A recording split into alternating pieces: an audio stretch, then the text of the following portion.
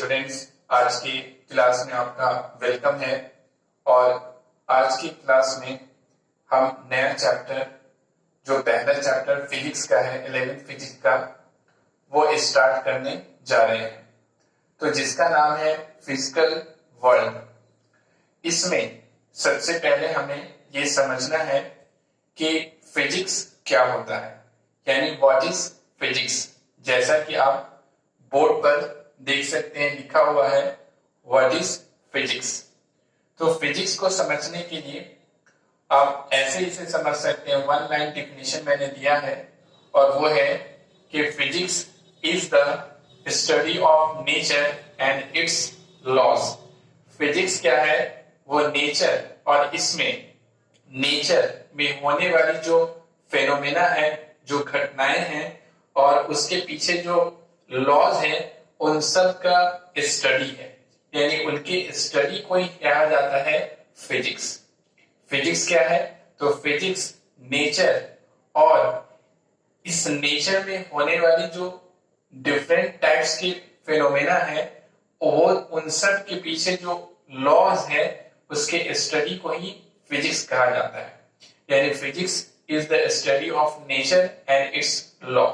इसे आप एग्जांपल से ऐसे समझ सकते हैं, जैसे कि आप देखते हैं कि प्लेनेट का सन के चारों ओर रिवॉल्व करना, इसी तरीके से मून का अर्थ के चारों ओर रिवॉल्व करना, इसके पीछे का क्या कारण है, what is the reason behind it.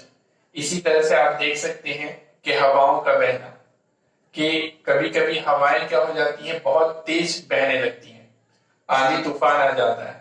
तो what is the reason behind it, इसके पीछे क्या रीजन है, ये जो नेचर में घटना हो रही है, इसके पीछे क्या रीजन है।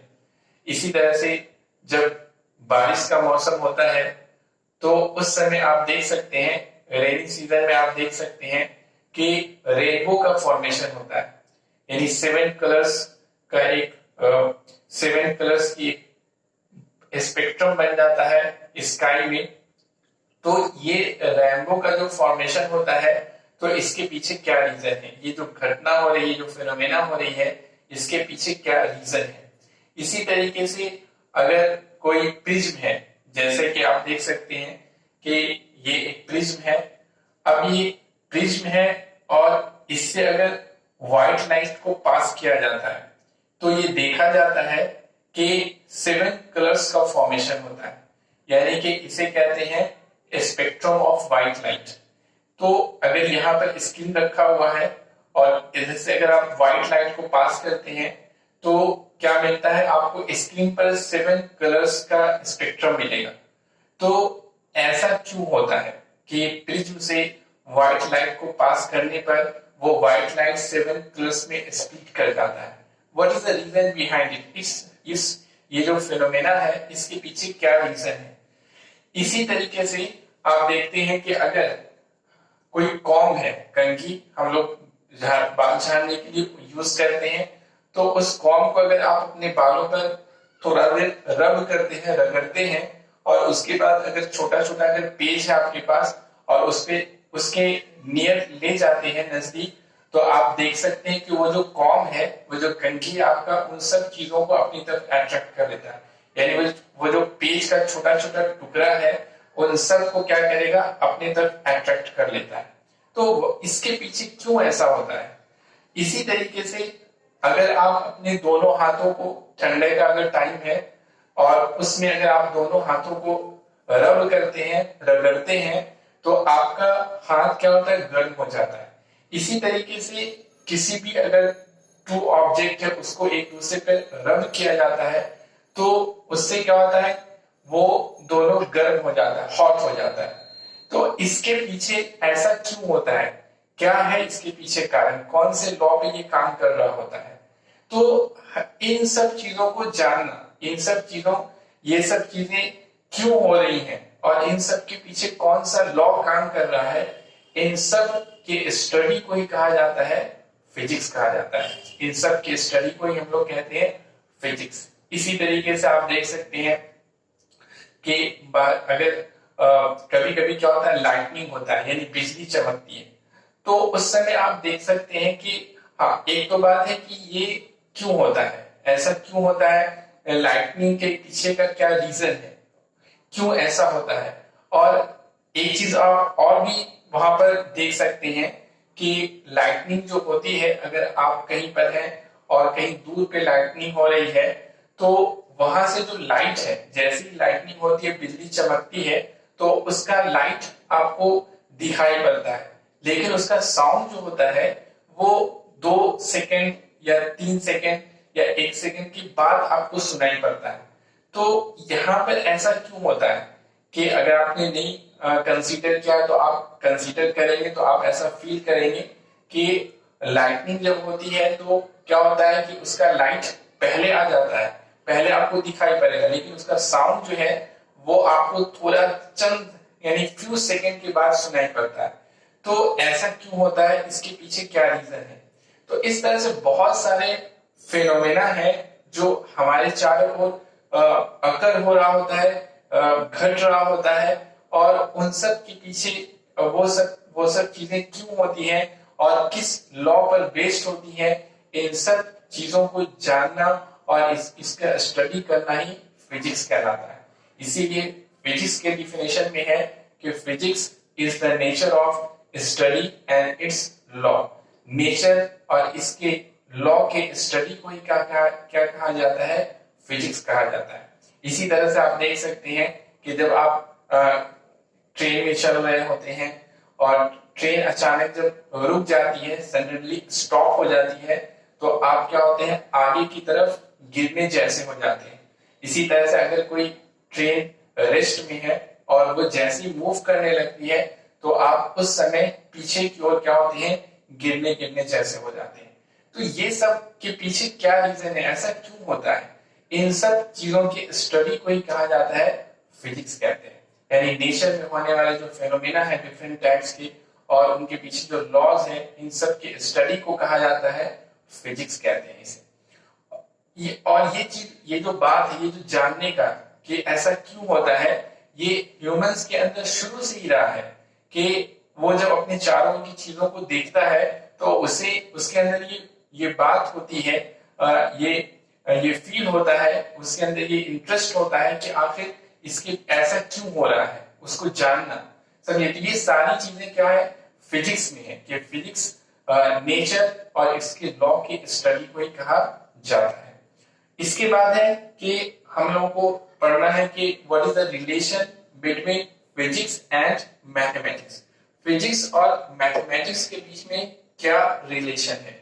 तो देखिए, फिजिक्स के बारे में ये कहा, मैथमेटिक्स के बारे में ये कहा जाता है कि mathematics is the language of physics. Mathematics is the language of physics. Mathematics क्या है, वो फिजिक्स का लैंग्वेज है। इसको आप ऐसे समझ सकते हैं जैसे कि आपने 9th क्लास में पढ़ा होगा, न्यूटन्स ग्रेविटेशनल लॉ पढ़ा होगा।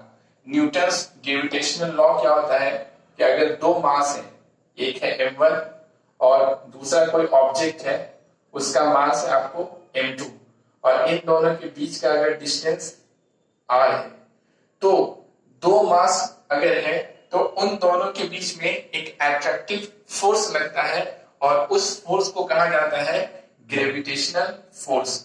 यानी ये वाला ऑब्जेक्ट इस ऑब्जेक्ट को अपने तरफ एक फोर्स से अट्रैक्ट करेगा और ये वाला भी ऑब्जेक्ट इस ऑब्जेक्ट को अपने तरफ एक फोर्स से अट्रैक्ट करेगा।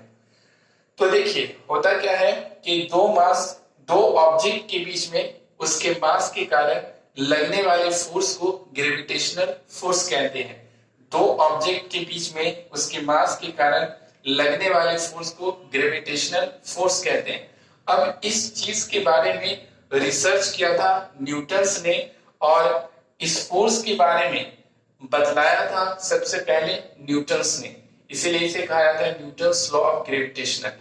तो देखिए ग्रेविटेशन, तो देखिए यहाँ पर उन्होंने क्या बतलाया था कि इन दोनों के बीच लगने वाला फोर्स वो डायरेक्टली प्रोपोर्शनल होता है दोनों के मास के प्रोडक्ट के डायरेक्टली प्रोपोर्शनल होता है और उन दोनों के बीच के डिस्टेंस के स्क्वायर के इनवर्सली प्रोपोर्शनल होता है। उनका ये कहना था कि the gravitational force between two object is directly proportional to the product of their masses and inversely proportional to the square of distance between them. ये जो इतनी बातें हैं, यानी इन्होंने जो इस पर रिसर्च किया और उन्होंने जो ग्रेविटेशनल लॉ का फिजिक्स दिया यहाँ पर, तो उसको मैथमेटिक्स से आसानी से एक्सप्लेन किया जा सकता है और उसे अंडरस्टैंड किया जा सकता है। तो इसीलिए कहा जाता है mathematics is the language of physics. अब ये जो इतनी सारी बातें हमने कही, यानी मेरी बात नहीं है बल्कि न्यूटन्स जो साइंटिस्ट न्यूटन थे उनकी बातें हैं। उन्होंने ये कहा था रिसर्च करके कि the gravitational force between two object is directly proportional to the product of their masses and inversely proportional to the square of distance between them। अब ये जो बातें हैं जो उन्होंने बतलाई थी, उससे अगर हम लोग मैथमेटिक्स के फॉर्म में अगर समझाना चाहें, एक्सप्लेन करना चाहें और लिखना चाहें तो बहुत ही सिंपल होगा। वो क्या लिखा जाएगा F directly proportional to m1 into m2 by में क्या कर देंगे आर स्क्वायर। देखिए कितना आसान हो गया, यानी उनकी जो इतनी लंबी सी बातें हैं, यानी उन्होंने जो रिसर्च किया और उन्होंने जो ग्रेविटेशनल फोर्स पर बातें बतलाई, लोगों को फिजिक्स बतलाया, उसको मैथमेटिक्स के रूप में आसानी से इस तरह से एक छोटे ऐसे इक्वेशन को लिख करके आपको अंडरस्टैंड कराया जा सकता है, एक्सप्लेन किया जा सकता है कि दो ऑब्जेक्ट के बीच में लगने वाला फोर्स उन दोनों ऑब्जेक्ट के मास के प्रोडक्ट की डायरेक्टली प्रोपोर्शनल होता है और उन दोनों के बीच के डिस्टेंस के स्क्वायर के इनवर्सली प्रोपोर्शनल होता है। तो ये कितना आसान हो गया, ये मैथमेटिक्स है। यानी मैथमेटिक्स से हम लोग क्या कर सकते हैं कि फिजिक्स को अंडरस्टैंड कर सकते हैं, एक्सप्लेन कर सकते हैं, डिस्क्राइब कर सकते हैं। इसीलिए कहा जाता है mathematics is the language of physics. इसीलिए कहा जाता है कि मैथमेटिक्स क्या है, वो फिजिक्स का लैंग्वेज है। फिजिक्स की चीजों को मैथमेटिक्स का यूज कर करके एक्सप्लेन किया जा सकता है और उसे अंडरस्टैंड किया जा सकता है और उसे डिस्क्राइब किया जा सकता है। तो इस तरह से हम देख सकते हैं यहाँ पर कि ग्रेविटेशनल जो फोर्स होता है उसे कितनी आसानी से मैथमेटिक्स के फॉर्म में लिख करके आसानी से ये समझाया जा सकता है कि दो ऑब्जेक्ट के बीच में लगने वाला फोर्स उन दोनों के मास के प्रोडक्ट के डायरेक्टली प्रोपोर्शनल होता है और उन दोनों के बीच के डिस्टेंस के स्क्वायर के इनवर्सली प्रोपोर्शनल होता है। इसीलिए कहा जाता है mathematics is the language of physics कहते हैं। Mathematics is the language of physics. इसके बाद स्टूडेंट्स हम लोगों को स्टडी करना है कि फिजिक्स के फंडामेंटल प्रिंसिपल के बारे में, discuss about fundamental principle of physics. Physics के फंडामेंटल प्रिंसिपल के बारे में स्टडी करना है। तो there are two fundamental principle of physics. Physics का दो फंडामेंटल प्रिंसिपल होता है, एक का नाम है यूनिफिकेशन और दूसरा का नाम है रिडक्शन। दो फंडामेंटल प्रिंसिपल है जिसमें एक का नाम है यूनिफिकेशन और दूसरा है रिडक्शन। तो अब ये दोनों प्रिंसिपल है क्या, तो देखिए कोई भी जो फिजिकल कोई भी जो नेचर में फेनोमेना हो रहा है, जितनी सारे फेनोमेना को हमने बताया आपके सामने, तो उन सारे फेनोमेना को स्टडी कैसे किया जाता है और किस प्रिंसिपल के अकॉर्डिंग टू स्टडी करते हुए आगे बढ़ा जाता है।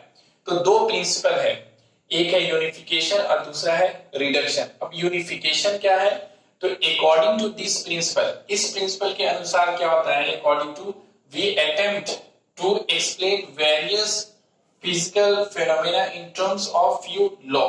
अब देखिए ये प्रिंसिपल ये कहता है कि अगर आप स्टडी कर रहे हैं नेचुरल फेनोमेना जो हो रहा है आपके चारों तरफ, तो स्टडी कर रहे हैं, तो उसमें बहुत सारा जो फिजिकल फेनोमेना है, बहुत सारी जो फेनोमेना हो रही है, घटनाएं हो रही हैं, उसको फ्यू लॉ से, कुछ नियम से ही एक्सप्लेन करना होता है। ऐसा नहीं कि सबके लिए अलग अलग नियम बनाते चले जाएंगे, तो बहुत सारा नियम है, बहुत सारी चीजें, यानी हमारे चारों तरफ जो फेनोमेना हो रहा है, घटनाएं हो रही हैं, उसमें से बहुत सारी ऐसी होती हैं जो एक ही लॉ पर बेस्ड होती हैं। जैसे कि इसमें एग्जांपल है न्यूटन्स लॉ ऑफ ग्रेविटेशन। तो जो न्यूटन्स लॉ ऑफ ग्रेविटेशन है, तो वो क्या है, अगर कोई ऑब्जेक्ट, वो ये जो लॉ है वो देखिए कितने सारे फेनोमेना को, कितने सारे घटना को एक्सप्लेन कर सकता है। जैसे कि अगर कोई ऑब्जेक्ट आपके पास है और ये ऑब्जेक्ट अगर आप फ्रीली फॉल करा देते हैं, छोड़ देते हैं, तो ये कहाँ जाता है? नीचे जाता है। जबकि आप देख सकते हैं कि नीचे में भी जगह खाली है और ऊपर में भी जगह खाली है, तो ये ऊपर भी जा सकता था। लेकिन हमेशा जब भी किसी ऑब्जेक्ट को आप अर्थ के सरफेस के ऊपर छोड़ते हैं, फॉल कराते हैं, तो वो हमेशा नीचे की तरफ चला जाता है।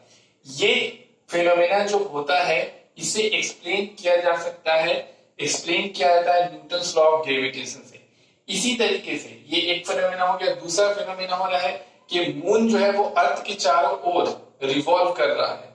तो ये जो फिनोमेना, ये जो घटना हो रही है कि जो मून अर्थ के चारों ओर जो रिवॉल्व कर रहा होता है, तो इसे भी इसी लॉ से एक्सप्लेन किया जा सकता है।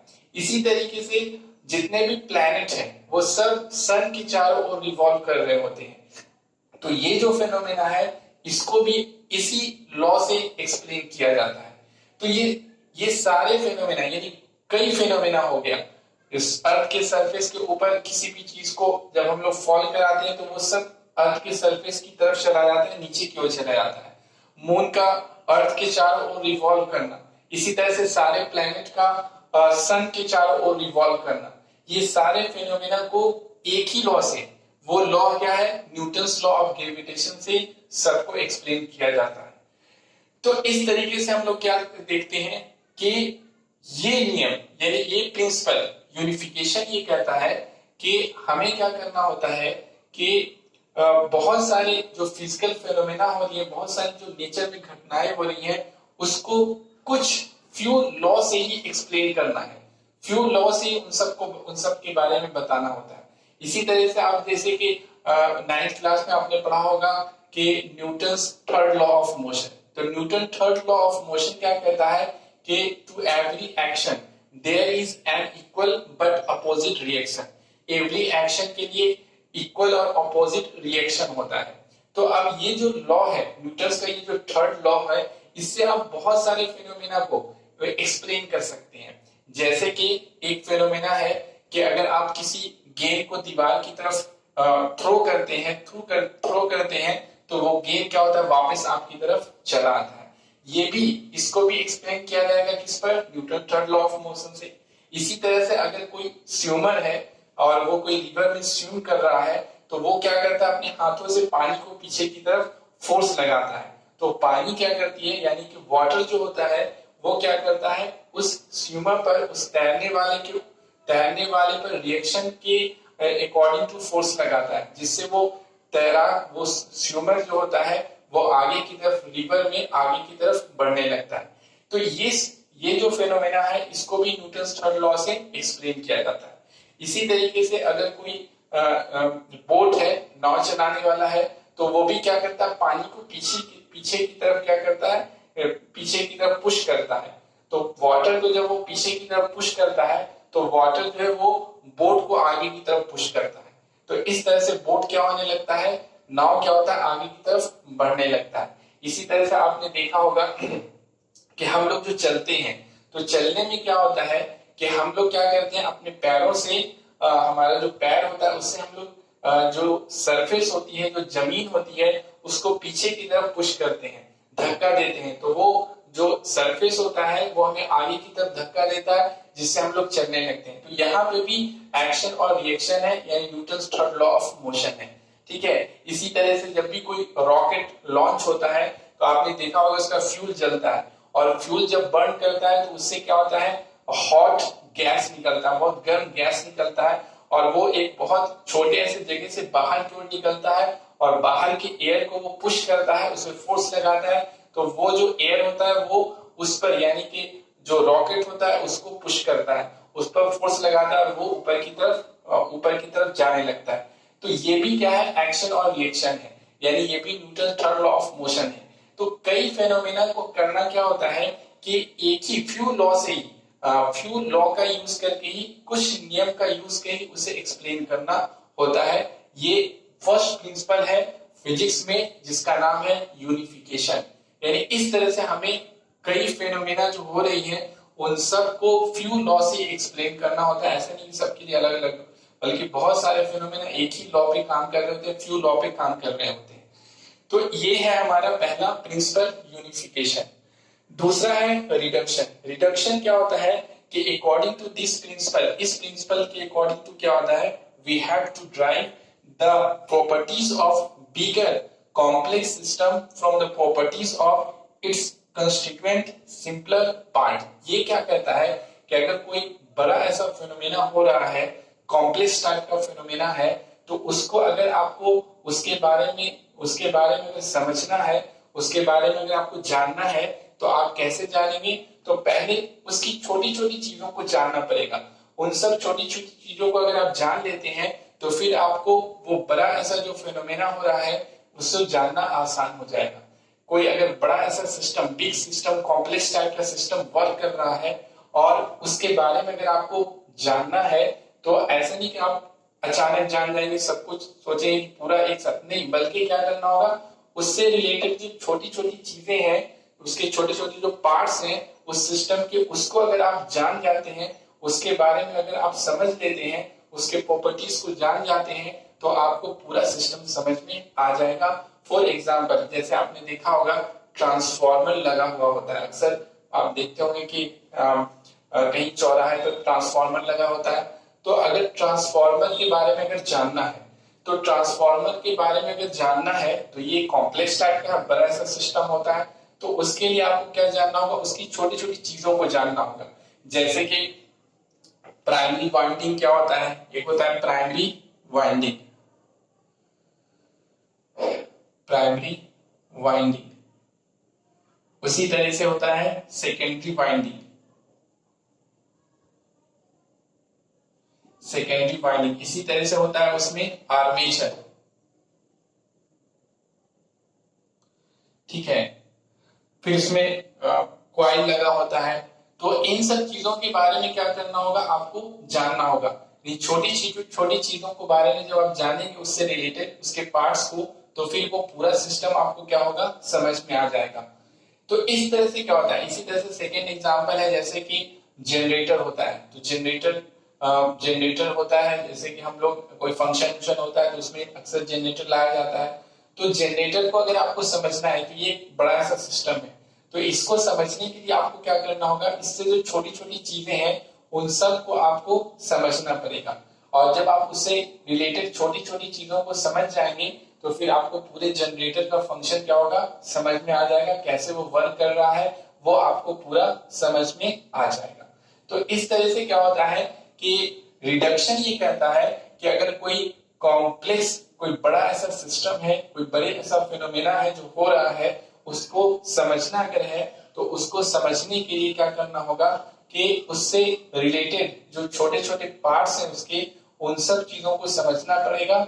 और जब आप उसे समझ जाते हैं तो फिर पूरे सिस्टम को समझना क्या हो जाएगा, आसान हो जाता है।